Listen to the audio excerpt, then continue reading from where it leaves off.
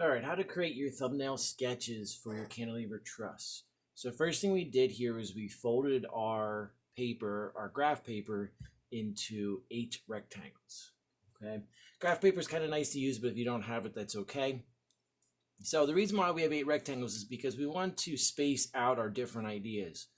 We're looking for a minimum of 8 thumbnail sketches. Okay, so that gives us the ability to have 8 on the front and also 8 on the back. So a couple of things, when you're sketching out your thumbnail sketches, make sure you include your supporting plate. You remember that's the part that we're attaching our truss to that ends up attaching to our testing apparatus, okay?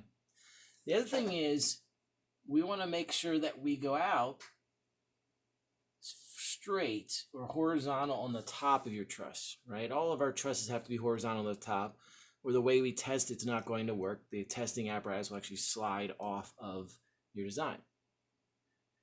After that, the design's really up to you, but you want to follow your standard truss methods here. So you should see rectangles and triangles, okay?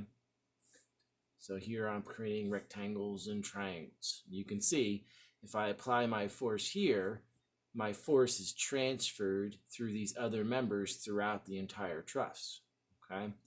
Make sure that each one of your thumbnail sketches does have an arrow. That arrow is supposed to represent our 9-inch distance away from our supporting plate here, okay? That's where we're going to place our testing plate, all right? We'll place a little block of wood here where we're going to hang our bucket from and add our weight to, okay?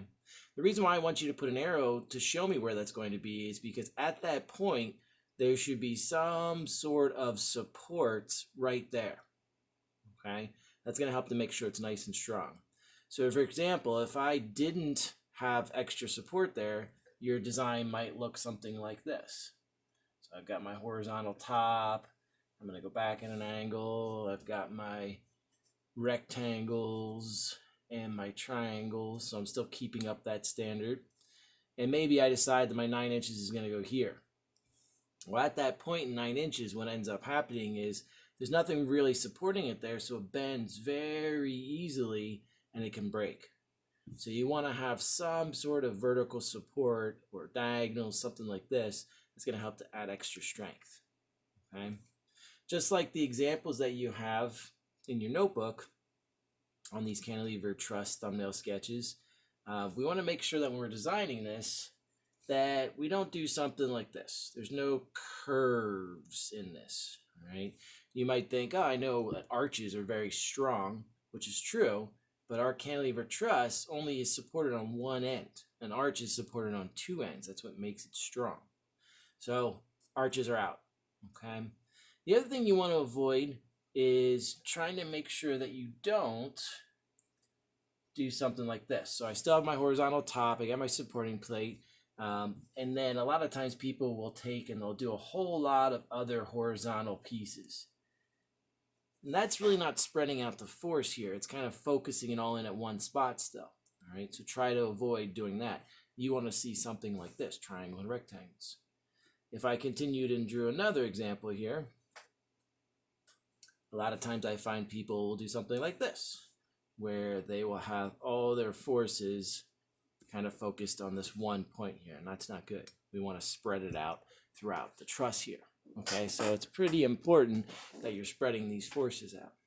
The other thing I would avoid doing, since these are not very big, you really want to have all your members, for example up here, that start at the bottom and go to the top.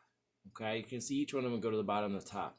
Sometimes I find people will divide this up and they'll draw a truss like this, and then they'll have a lot of diagonal pieces in here.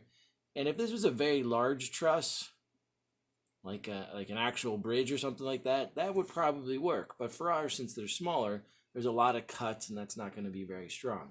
So we want to actually have the fewest amount of cuts possible. That'll increase our strength, okay?